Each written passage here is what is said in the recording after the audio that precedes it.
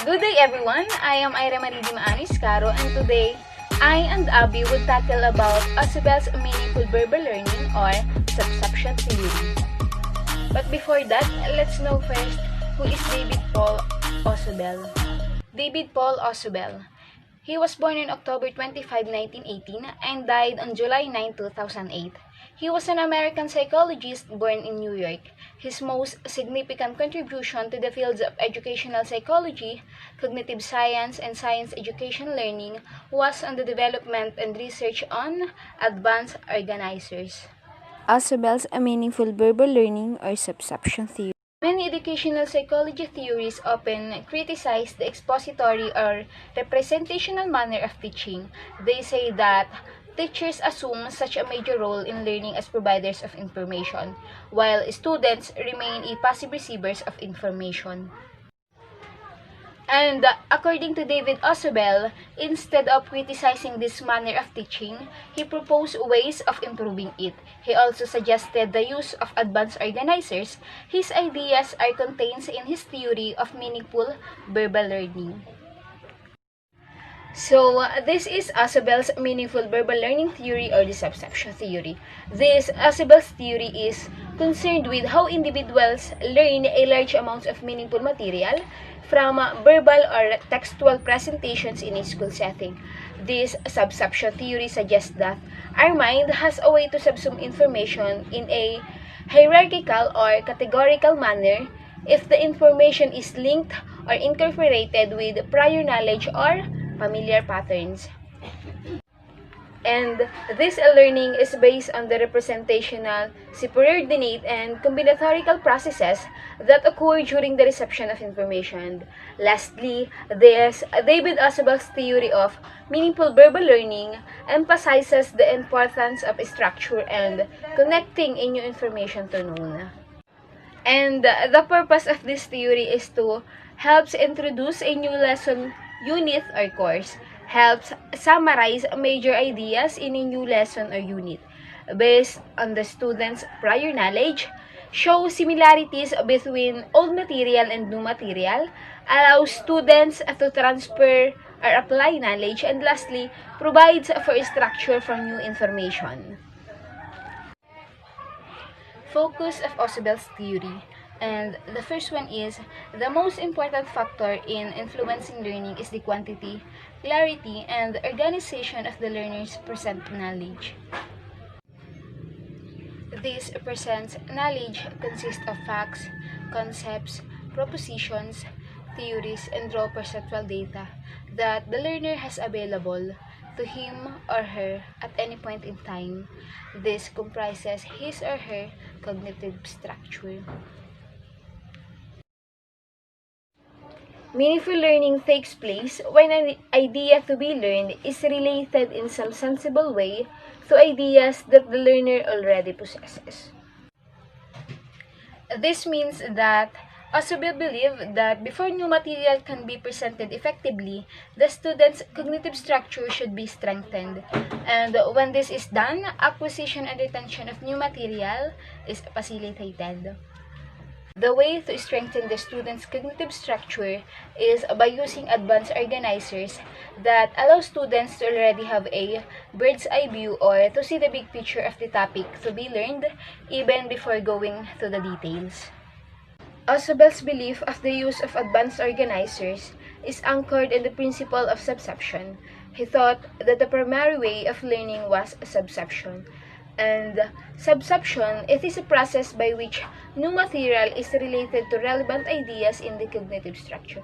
Also, Ausubel pointed out that what is learned is based on what is already known. This signifies that one's own prior knowledge and biases limit, and it affects what is learned.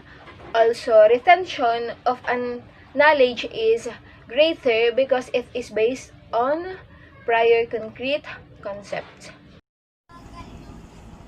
Once again, good day everyone. My name is Abigail Umali de Castro and I'm here for the continuation of Ira Maris Iscaro's report about Ausubel's subsumption theory.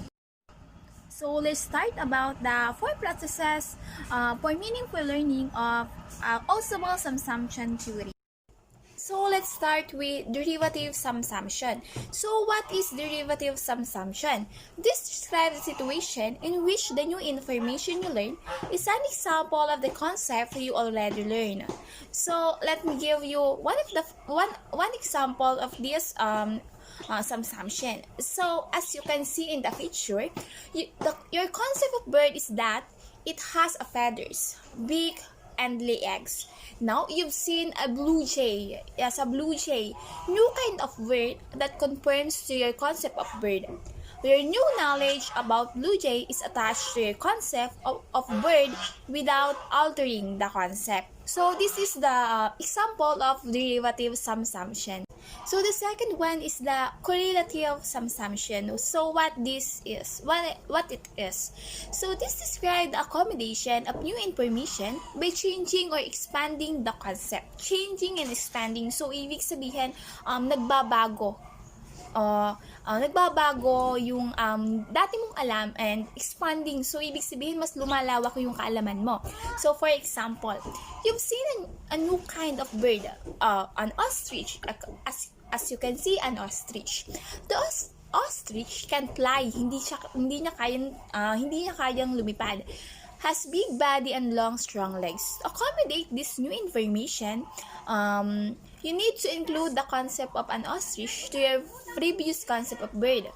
You expand the concept by including the possibility of bird being big and having long, strong legs. So, the third one. So, coordinate learning. So, what is it? So, coordinate learning is when you knew a lot of example of the concept but did not know the concept itself. Was taught to you until it was taught to you. So, example, you knew that the banana, mango, dalandan, guava, and etc., but you did not know until you were taught that these are all example of fruits. So, ibig sabihin, hindi mo alam na those food is example of fruits. Ang alam mo lang is yung tawag sa kanya. So, yung tinatawag natin na subordinate learning. So, the last one is the combinatorial learning. So, this learning is when the newly acquired knowledge combined with the prior knowledge to enrich the understanding of both concepts. So, for example is, this, can you see in the picture? To teach someone about how plants breathe, you might relate it to their previously acquired knowledge of human respiratory, where man inhales oxygen and exhales carbon dioxide. This is because they are related to each other as they are both labeled as process of breathing. So let's move on for the another topic, which is advanced organizer. So what is advanced organizer? This is the major instructional tool proposed by Ausubel. So helps you link the new learning to your existing scheme. It facilitates learning by helping you organize the strengthen your cognitive structure. So lastly, organizers act as subsuming bridge between new learning materials and existing related ideas. The advanced organizers give you two benefits. So what it is? So one, you will find it easier to connect new information which what you already learned about the topic. So mas mapapadali ang pagko-connect mo ng mga ideas. So number two, you can readily see how the concepts in a certain topic are related to each other. So, kung madadalian ka, mas nakikita mo yung pagkakaiba, mas nakikita mo yung pagkakatulad ng dalawang topic. The next one is the types of advanced organizers. The first one is expository. Expository describes the new content or new knowledge. The second one is narrative. In narrative, it presents the new information in the form of a story format to students. The next is skimming, and skimming is done by looking over the new material to gain a basic overview. And the last in a types of advanced organizers is the graphic organizer. In graphic organizers, it is the visuals to set up or outline the new information. In graphic organizers, it includes pictographs, descriptive patterns, concept patterns, and concept maps. So let's end this with a progressive differentiation. The most general ideas of a subject are presented first and then progressively. According to Ausubel, the purpose of progressive differentiation and to increase the stability and clarity of anchoring ideas. So, progressive differentiation, for example, this is you need to study topic A, topic B, topic C, and topic D.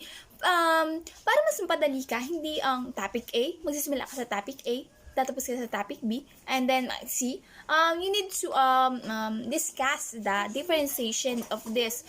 Ibig sabihin, hahanap ka ng pagkakatulad nila, hahanap ka ng pagkakaiba nila para mas mapadali yung pagdidiscuss and less anchoring ideas to. Ibig sabihin, last time, mas mapapadali yung pagdidiscuss mo ng topic mo.